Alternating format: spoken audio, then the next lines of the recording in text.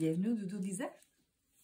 Je suis en train de préparer des cours pour les semaines à venir.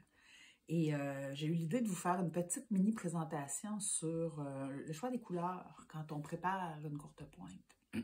Comment est-ce qu'on fait pour choisir des couleurs, pour faire en sorte que notre courte pointe, oui, voilà, soit harmonieuse. Alors, il existe différents outils pour le faire. Tout d'abord, une des théories vraiment simples, c'est de partir soit de kit ou soit de pré-coupé. Ça, je vous en ai déjà parlé. À ce moment-là, on est certain que l'ensemble de nos tissus sont coordonnés. Par contre, il existe aussi des outils, différents outils qui vont vous permettre vraiment d'aller au niveau de la théorie des couleurs. Et puis, peu importe, il y en a qui sont vendus spécifiquement pour la courte pointe. Je pense à celui-là qu'on trouve souvent, où on va avoir vraiment la possibilité d'avoir nos couleurs. Et puis, ça nous donne la fameuse théorie, là, à savoir est-ce qu'on est dans le chromatique, est-ce qu'on est dans l'analogique. En tout cas, bref, toute la théorie se retrouve là. Mais c'est exactement ce que font ces mêmes outils-là, à savoir, on a ici l'ensemble des possibilités qu'on peut faire. Donc, si on veut travailler en complémentaire, on va aller chercher les couleurs qui sont une en face de l'autre. Et c'est pas obligé de travailler à partir des outils de courte pointe parce que il y en existe qui sont vendus dans les boutiques de dessin ou d'art. Et il y en existe différents modèles. Donc, ça, c'est toujours la même théorie des couleurs.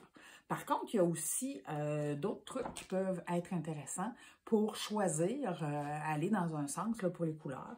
Entre autres, vous allez faire un tour à votre quincaillerie la plus proche et les fameuses fiches de peinture sont aussi des bonnes façons de déterminer, entre autres dans ce cas-ci, ce serait des couleurs chromatiques, des choix chromatiques, mais il y a aussi la possibilité d'aller, souvent maintenant, les modes de l'année, on va nous présenter des cartons comme ça avec des mélanges faits selon les couleurs à la mode cette année. Donc, ça aussi, c'est une autre option pour vous donner des idées.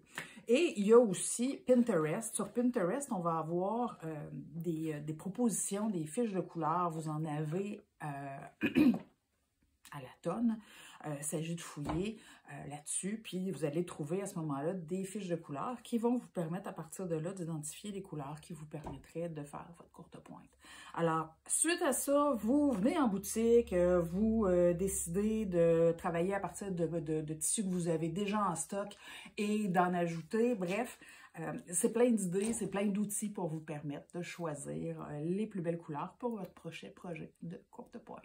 Alors voilà, j'espère que ça vous aide. Si vous avez des questions, n'hésitez pas à venir nous voir. Et puis, on pourra vous aider à choisir vos couleurs pour votre prochain projet. Voilà, alors bonne fin de journée!